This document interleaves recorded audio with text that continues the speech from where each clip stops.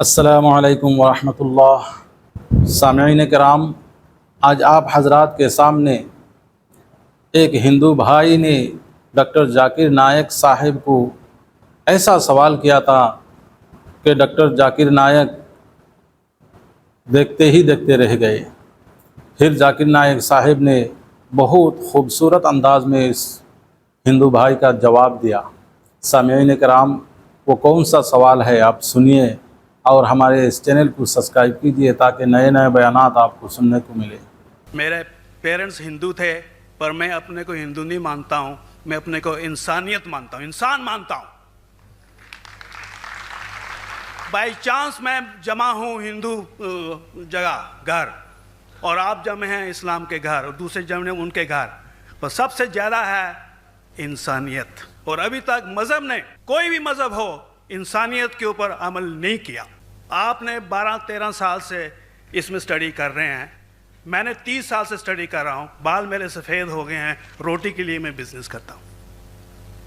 पर जो किताबों के आपने पढ़े हैं, आपने ये जांच की वो किताबें किसने लिखी हैं? हज़ारों साल बाद लिखी हैं। पहले एक ज़बान की बात होती थी, कोई राम राम राम कह के उसके कहावत है मर मर मर कहने लगा, उसको पूजना है। वेदा ऐसी थी, ग्रीक मैथोलॉजी ऐसी थी, इजिप्शियन मैथोलॉजी ऐसी थी, इब्राहिम से लेके मोसेस तक, और आपके मोहम्मद साहब के बाद आपका मोहम्मद साहब का जो किताब लिखेगी कुरान 50 साल बाद लिखेगी, और नहीं 40-50 कोई भी हो।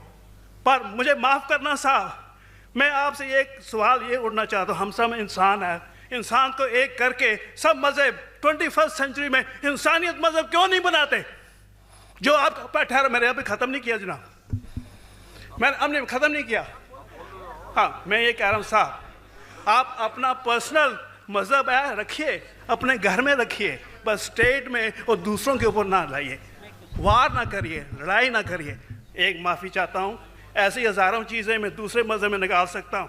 मैं आपसे पूछना चाहता हूँ, खलीफा 40 साल के अंदर मर गए, मर्डर हुए, असैसिनेट हुए, और अली साहब जो थे वो ग्रैंड सर हमारे पैगंबर के थे। ये चीज़ों के हवाला दूसरों में भी है, मैं हज़ारों दे सकता हूँ, पर इसका सवाल मैं आपसे कहना चाहता हूँ। भाई साहब ने अच्छा सवाल पूछा, लंबा था, तकरीर थी छोटी।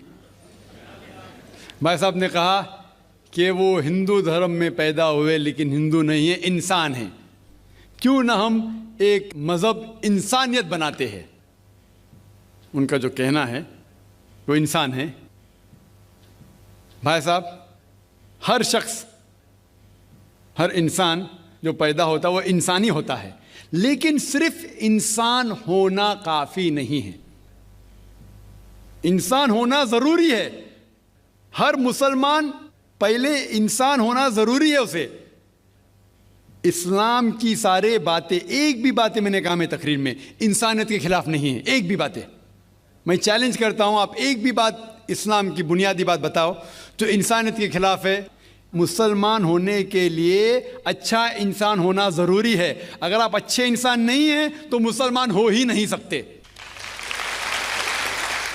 लेकिन सिर्फ अच्छा इंसान होना काफ़ी नहीं है। मिसाल के तौर पे डॉक्टर बनने के लिए 10वीं पास करना ज़रूरी है, फिर 12वीं, फिर डॉक्टरी। तो मैं कहूँगा डॉक्टर बनने के लिए स्कूल पास करना ज़रूरी है, लेकिन स्कूल पास करना काफ़ी नहीं है। तो इस्लाम में अच्छा मुसलमान बनने के लिए अच्छा इंसान बनना ज़रूरी है, लेकिन सिर्फ अच्छा इंसान बनना काफ़ी नहीं है। समझ रहे? क्यों? क्योंकि इंसान को जिसने पैदा किया उसकी इबादत करना ज़रूरी है। जिसने आपको पैदा किया, जिसने आपको पैदा किया, उसकी अगर आप इबादत नहीं करेंगे तो इंसानियत के नाम पे कलंक है। आप कहते हैं कि मज़हब, जितने मज़हब है सब भेदभाव पैदा करता है, नफ़रत पैदा करता है। आपने कहा, शंकराचार्य ने बिल्कुल सही कहा। शंकराचार्य ने कहा कि कोई भी मज़हब नहीं सिखाता कि आपस में भेदभाव करना। उनकी भी स्टडी है, मेरी भी स्टडी, आपकी भी स्टडी है। आपने कहा कि मैंने 10-12 साल किए, आपने 30 साल किए। अगर आप 30 साल किए उसका मतलब नहीं कि आप मुझसे अच्छे हैं। जरूरी नहीं। ना मैंने नहीं कहा कि आपने कहा, मैंने ये भी नहीं कहा कि आपने कहा। मैंने कब कहा कि आपने कहा? मैं कह रहा हूं। मैंने कब कहा कि आपने कहा? मैं कह रहा हूं क्योंकि आपने कहा कि अब 30 साल की स्टडी की। मैं हिंदू मजहब पे भी चंद साल के अल्हम्दुलिल्लाह सुम्मा अल्हम्दुलिल्लाह कई शंकराचार्य से बात की, कई स्वामी जी से बात की, कई प्रीस्ट और फादर से अमेरिका में की। मैं तो अभी तक जवान हूं माशाअल्लाह, अल्लाह का फजल है, अल्लाह का फजल है। आपने कहा कि मजहब भेदभाव करता है, यह कहना बिल्कुल गलत है। मजहब भेदभाव नहीं करता। जो मजहब के मानने वाले हैं वो मजहब को सही तरीके से नहीं समझते हैं, इसीलिए भेदभाव पैदा करते, वो अलग बात है। गलती है मजहब के मानने वाले की, मजहब की नहीं। ये कह रहे हैं कि मजहब की, मिसाल के तौर पे एक मर्सिडीज कार है, मर्सिडीज कार है, मुझे ये जानना है कि मर्सिडीज कार कितनी अच्छी है। तो एक ड्राइवर मर्सिडीज कार चलाते जो ड्राइविंग जानते ही नहीं और मर्सिडीज कार को ठोक देते, तो किसकी गलती है, मर्सिडीज गाड़ी की कि ड्राइवर की? अगर आपको जानना है मर्सिडीज कार कितनी अच्छी है तो आपको ये देखना चाहिए स्पेसिफिकेशन, उसका पावर कितना है, हॉर्स पावर कितना है, माइलेज कितना है, सेफ्टी मेजर कितना है। उसकी तहकीक करने के बाद आपको कहना चाहिए कि कितनी अच्छी मर्सिडीज कार है। अगर जानना चाहिए कितनी अच्छी है तो उसको बिठाओ जो ड्राइविंग जानता है। तो इसीलिए इस्लाम को जानने के लिए मुसलमानों को मत देखो, अगर देखना है तो मोहम्मद सल्लल्लाहु अलैहि वसल्लम को देखो। आप मुझे मत देखो, मुझे मत देखो, हमारे आज के मुसलमान को मत देखो। देखो जो सबसे अच्छा ड्राइवर है, सबसे अच्छा इस्लाम को समझ चुका है, वो मोहम्मद सल्लल्लाहु अलैहि वसल्लम है। उनको देख के इस्लाम की तहकीक करो, और तहकीक करने के लिए आपको इस्लाम की किताब पे जाना पड़ेगा।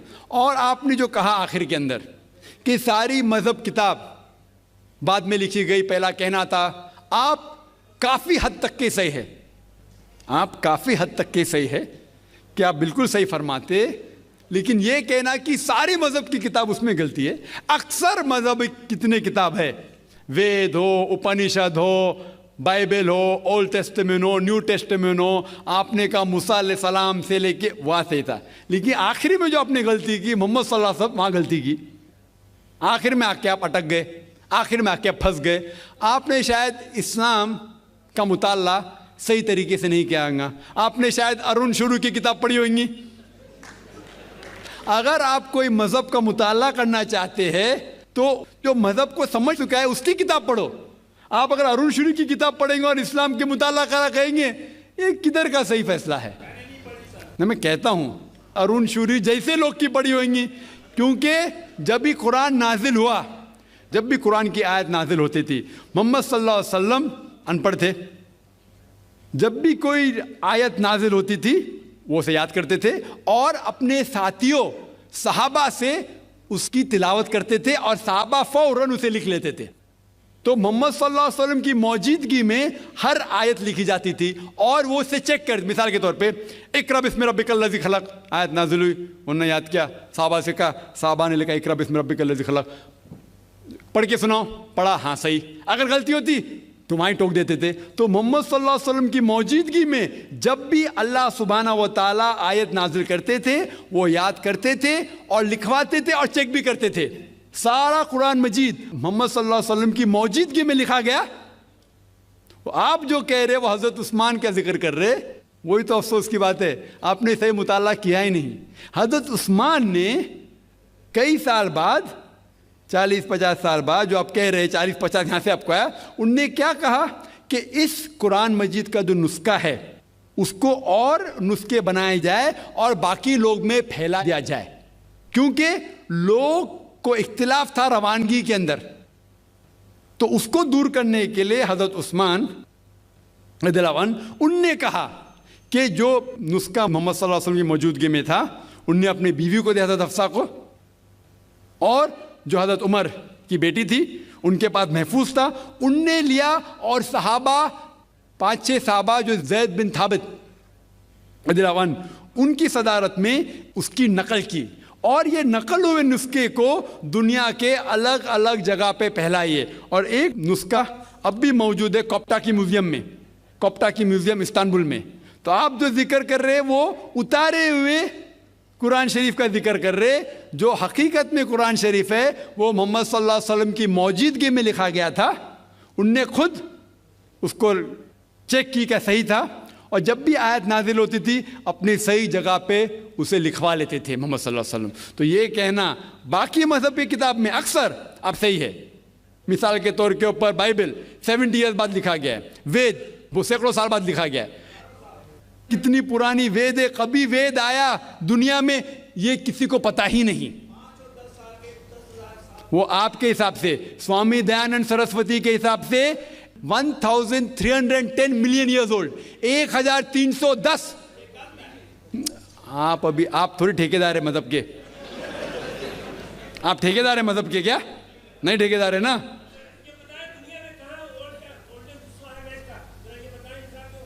हाँ इसलिए ओ भाई साहब ना, बिल्कुल सही भाई साहब भाई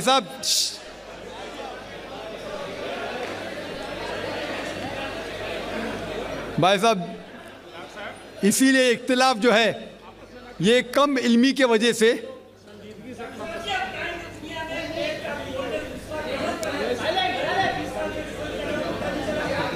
वेद का संजीदगी से, वेद का क्या नहीं, सब लोग चुप हो जाए, नहीं आवाज। भाई साहब ने कहा कि दुनिया का सबसे ओल्डेस्ट स्क्रिप्ट वेद है, वो कुछ हिस्टोरियंस कहते हैं, बट ओल्ड होना मतलब नहीं कि सही। जो कुछ ओल्ड है वो सबसे बेहतर होना जरूरी नहीं। मिसाल के तौर पे मेरे पास पुरानी गाड़ी है 50 साल पुरानी, उसका मतलब नहीं कि नई गाड़ी से अच्छी है। ये भी हो सकता है कि पुरानी गाड़ी नई गाड़ी से अच्छी हो सकती है। मेरे पास मर्सिडीज कार है 5 साल पुरानी, जो नई मारुति से अच्छी होंगी। तो ये कहना कि कोई किताब या कोई मजहब पुराना इसलिए बेहतर है, बिल्कुल गलत है। जो आदमी को अक्ल है वो कभी भी ऐसा नहीं कहेगा कि पुरानी चीज बेहतर, नई चीज बेहतर। वो चीज बेहतर है जो हक के ऊपर है, जो चीज हक के ऊपर है वो चीज बेहतर है। तो भाई साहब, आपकी जो तहकीक है मजहबी किताबों पे जरा कमजोर है और गलत है। आपको फिर से और 30 साल लगाने पड़ेगा इंशाअल्लाह। अल्लाह एक है, इसमें किसी का झगड़ा नहीं है। उसकी इबादत करनी चाहिए, इसमें किसी का झगड़ा नहीं है। झगड़ा है लाइफ स्टाइल का, झगड़ा है कल्चर का, संस्कृति का। और हर मजहब अपनी संस्कृति को अल्लाह से जोड़ता है कि अल्लाह यह कह रहा है। क्या अल्लाह टाइम टाइम पर नई नई बातें कहता है, या पुराने टाइम में जो कुछ कह दिया गया है वही सच है, या आगे फ्यूचर में कुछ और नई बातें भी कहेगा?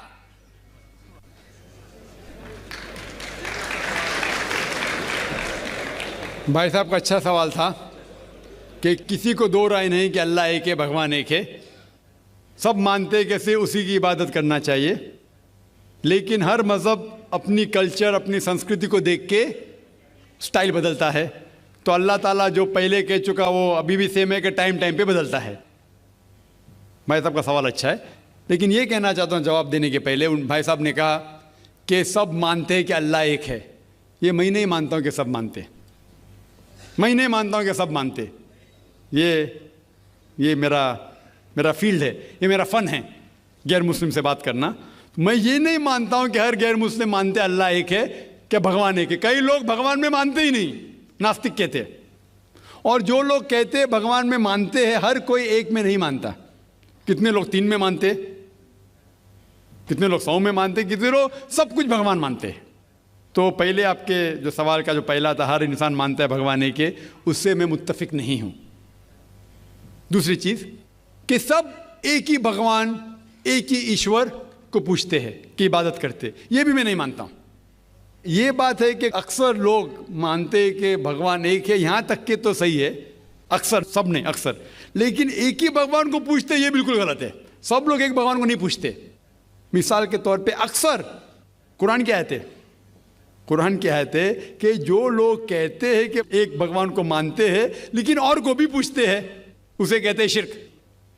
आप पूछेंगे आम इंसान भगवान है के मालिक है के बोलेंगे, लेकिन जा रहे पूज रहे, बुद्ध को पूज रहे, कभी इसको पूछते कभी उसको पूछते। तो ये आप अगर धर्म की किताब पढ़ेंगे, बाइबल पढ़ो, वेद पढ़ो, ये सब इसकी मुमानियत है। ये हराम है कि किसी और को पूजना। इसके बावजूद धर्म के मानने वाले अक्सर दूसरी चीज़ को पूछते हैं जो बिल्कुल गलत है। तो ये कहना कि इंसान एक ही भगवान में मानता है और उसी को पूछता है बिल्कुल गलत है। आप देखेंगे आम तौर पे जो फ़र्क है कि जो कुरान की आयत है ताला विला कलमतिन सवा बैना बैनकुम, आपस में उस चीज़ पे आओ जो हम और आप में यकसा है। सबसे पहली बात है अल्लाह नाबुद इल्लल्लाह, कि हम एक ही ईश्वर, एक ही भगवान की इबादत करें। एक ही भगवान में मानना काफ़ी नहीं, मानने के अलावा उसी की इबादत करना और किसी की नहीं। आपका अहम सवाल कि हर मज़हब एक ही भगवान कहता है, ये बिल्कुल सही है। एक ही भगवान की इबादत कहना कि बिल्कुल सही है, लेकिन अपने तहजीब के हिसाब से बदलते रहता है, ये कहना गलत है। और अल्लाह ताला कितने बार बदलता है? ये कह सकते हैं कि टाइम जाने के वजह से किताबें बदलती गई। अल्लाह का जो पैगाम है, बेसिक पैगाम, वो सेम है, वो बदलता नहीं कि अल्लाह एक है, एक ईश्वर की इबादत करो, वो बदलता नहीं। उसके कुछ चीज़ें, ऊपरी चीज़ें शायद बदले। मिसाल के तौर पे किस तरीके से इबादत करना, हम जिस तरीके से सलाह पढ़ते हैं वो 1400 साल पहले मोहम्मद सल्लल्लाहु अलैहि वसल्लम पैगंबर के ज़रिए नाजिल हुआ। लेकिन जो मेन है कि एक ही ईश्वर है, एक ही ईश्वर की इबादत करना चाहे, वो कभी भी नहीं बदलेगा। लेकिन टाइम जाने के वजह से जो मजहबी किताबें लोग बदलते गए। अल्लाह ताला फरमाते कुरान में सूरह बकरा में सूरा नंबर 2 आयत नंबर 79, फ़वैलुल लिल्लज़ीना यक्तुबूनल किताब बिअयदीहिम सुम्मा यक़ूलूना हाज़ा मिन इंदिल्लाह लियश्तरू बिही समनन कलीला फ़वैलुल लहुम मिम्मा क़दबत अयदीहिम वैलुल लहुम मिम्मा यक्सिबून। इसकी मानी है कि लानत है वो लोग पे जो लोग किताब अपने हाथ से लिखते हैं और कहते हैं अल्लाह की तरफ से है। लानत है उनके ऊपर जो कमाते हैं और लानत है उनके हाथ के ऊपर। तो अल्लाह ताला फरमाते हैं कि किताबें बदली गई है। तो जितने मजहबी किताबें हैं आज की तारीख में, सारी कुरान मजीद को छोड़ के, विलियम मोर एक क्रिटिक है, इस्लाम के खिलाफ किताब लिखता है, बहुत शिद्दत से इस्लाम के खिलाफ है। उनने लिखी थी 200 साल पहले कि शायद एक ही मजहबी किताब है जो पूरी पाक है 1200 साल तक के, वो है कुरान। तो एक ही किताब जो महफूज है, क्यों? अल्लाह सुब्हाना व तआला कहते हैं कुरान में सूरह हिजर में सूरा नंबर 15 आयत नंबर 9 में कि मैंने कुरान नाजिल किया है और मैं इसकी हिफाजत करूँगा। जितने पहले किताबें आए वो वक्त के हिसाब से बदल दिए और अल्लाह सुब्हाना व तआला ने उसे महफूज रखने की ज़रूरत समझा ही नहीं। क्यों? क्योंकि जितने पैगंबर मोहम्मद सल्लल्लाहु अलैहि वसल्लम के पहले आए वो पैगंबर सिर्फ अपनी कौम के लिए आए और कुछ वक्त के लिए आए, ता क़यामत तक नहीं। ईसा अलैहिस्सलाम सिर्फ यहूद के लिए आए, मूसा अलैहिस्सलाम उस वक्त के लिए आए। जितने पैगंबर आए अपनी कौम के लिए आए और कुछ महदूद वक्त के लिए आए, एक कौम के लिए आए। लेकिन मोहम्मद सल्लल्लाहु अलैहि वसल्लम आखिरी पैगंबर सिर्फ मुस्लिम या सिर्फ अरबों के लिए नहीं आए, सारी इंसानियत के लिए आए। और जो कलाम उनके ज़रिए नाजिल हुआ अल्लाह सुब्हानहू व तआला कुरान, वो सिर्फ मुस्लिम के लिए नहीं और सिर्फ उस वक्त के लिए, वो सारी इंसानियत के लिए और ता क़यामत तक है। तो क्योंकि ये किताब महफूज रखने वाली किताब है, ये किताब कभी नहीं बदलेंगी, ये आखिरी है। और अल्लाह ताला फरमाते सूरह माइदा में सूरा नंबर 5 आयत नंबर 3 में कि मैंने इंसानों के लिए इस्लाम चुना और उनके लिए ये मज़हब सबसे बेहतरीन मज़हब चुना और ये मुकम्मल हो गया। इसके बाद कुछ चीज़ नई नहीं आएंगी और कुछ चीज़ निकाली नहीं जा सकती। तो पहले जितने किताबें आए, जितने नाजिल हुए अल्लाह ताला के, वो बदलते गए क्योंकि उसे महफूज रखने की ज़रूरत थी नहीं, क्योंकि वो पैगाम पूरा मुकम्मल पैगाम ता क़यामत तक था ही नहीं। लेकिन आखिरी पैगंबर मोहम्मद सल्लल्लाहु अलैहि वसल्लम 1400 साल पहले आए, उनका जो पैगाम है और जो किताब नाजिल की गई कुरान, वो ता क़यामत तक होने वाली थी, इसीलिए उसे महफूज रखा गया है। तो अल्लाह सुब्हाना व तआला ने 1400 साल पहले समझे कि ये वक्त ही सही है कि इंसानियत उस दर्जे पे पहुंच गई कि वो कुरान को समझ सके। आप मुझे पूछेंगे कि कुरान पहले क्यों नाजिल किया, 1400 साल पहले क्यों किया, 10,000 साल पहले क्यों नहीं किया? तो मैं कहूँगा कि अल्लाह ताला हमारा खालिक है, वो जानता है कि इंसान कब किस चीज़ समझ सके। मिसाल तो मेरा बेटा कहेगा कि मुझे डॉक्टर बनने का, डायरेक्ट मेडिकल कॉलेज में डालो, मैं बोलूँगा पहले बार 10th करो, स्कूल जाओ, फिर कॉलेज जाओ, फिर मेडिकल कॉलेज जाओ। तो उसी तरीके से अल्लाह सुब्हानहू व तआला हमारे खालिक है, वो जानते थे कि ये 1400 साल पहले इंसान इस दर्जे पे पहुँचे कि वो कुरान को समझ सके और उनने नाजिल किया। और अभी ये आखिरी किताब है, इसके बाद कोई भी नया पैगंबर नहीं आएगा। इसके बाद कोई कहता है कि मुझे अल्लाह ताला से वही आती है, उसको साइकेट्रिस्ट की ज़रूरत है। साइकेट्रिस्ट दिमाग की बीमारी है।